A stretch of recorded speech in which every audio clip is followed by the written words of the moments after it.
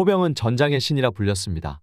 과거 전쟁부터 현대전, 제2차 세계대전, 걸프전, 아프가니스탄전 및 이라크전 등에 이르기까지 언제나 전장에 투입되었고 전투 결과로 그 효과를 입증했습니다. 이라크 자유작전 동안 제3보병사단 포병은 완벽한 대화력전 수행으로 사단에서 단 한 명의 병사도 적의 간접 화력 자산에 의해 피해를 입지 않았습니다.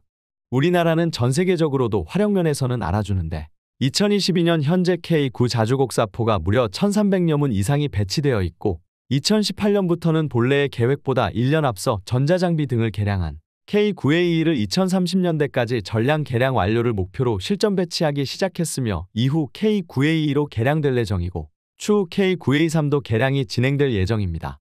K55 자주곡사포 또한 개량 개발이 완료되었고 개량된 K55A1의 경우 국내에서 독자 개발한 K9 자주곡사포의 기술과 일부 최신 기술을 추가로 적용해서 사거리도 32km 수준으로 늘어나고 반자동 급속 장전 장치가 추가되어 방열 속도도 대폭적으로 단축되었습니다. 그 밖에 한국형 MLRS K239 천무도 배치가 완료되었습니다. 우리나라는 주적인 북한과 경계가 맞닿아 있어 언제 전쟁이 일어나도 이상하지 않은 나라이며 그에 따라 우리나라 화력은 자신만만한 전력입니다. 오늘은 우리나라가 화력 덕후라고 불리는 이유들에 대하여 알아보겠습니다.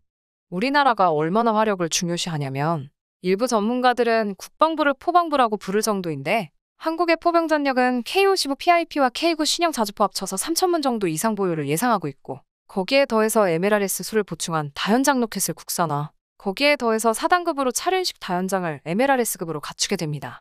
그 계획에 들어가는 포탄 가격은 무려 몇 조 단위로 잡아놓은 상태입니다.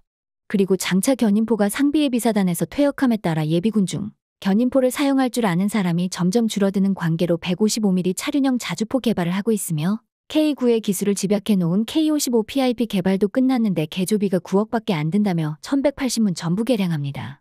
K9의 대당 가격이 약 40억 원이나 K55의 PIP는 대당 10억 원이 채 들지 않아 그야말로 가성비의 끝판왕이라 할 수 있습니다.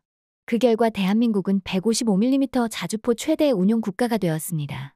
화력뿐 아니라 정찰도 정찰용 포탄까지 만드는 걸 보면 포병 하나로 정찰 및 타격을 모두 행할 수 있게 하려고 하는 의지를 볼 수 있습니다.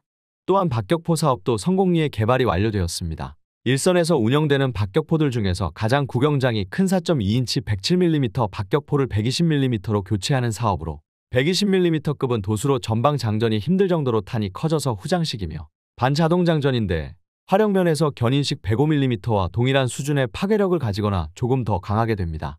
방위사업청은 120mm 자주박격포가 시험평가를 마치고 체계 개발이 완료됐다고 2019년 6월 27일 밝혔습니다.